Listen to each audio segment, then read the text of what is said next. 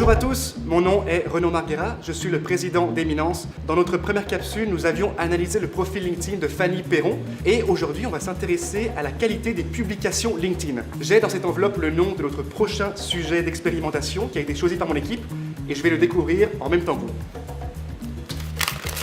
Il s'agit de Loïc Angot de Lemay et c'est la personne qu'on va analyser aujourd'hui.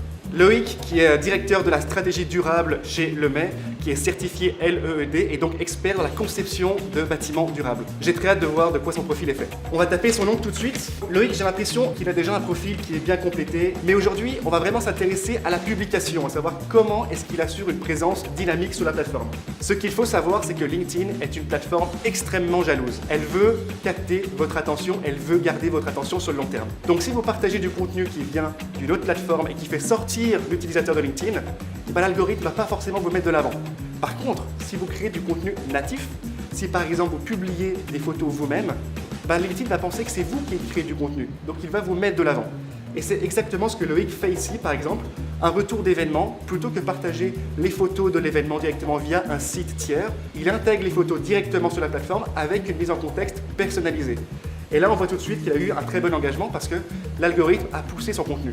Loïc partage également les publications produites sur la page entreprise de Lemay, sans aucune mise en contexte. Et là, on voit tout de suite que l'engagement n'est pas similaire.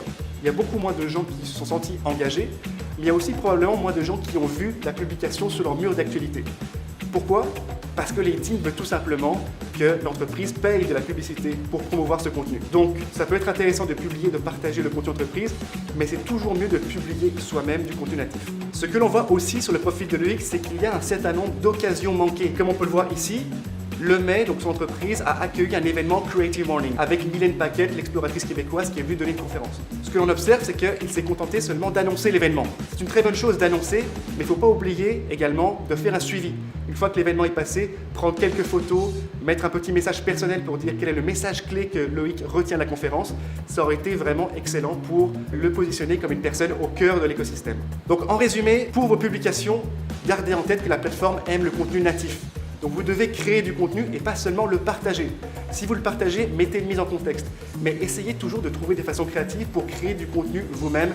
C'est la meilleure façon d'être visible et de créer de l'engagement. C'est la fin de cette capsule. Merci de l'avoir suivi. Si vous avez des questions concernant vos publications, n'hésitez pas à nous les poser en commentaire.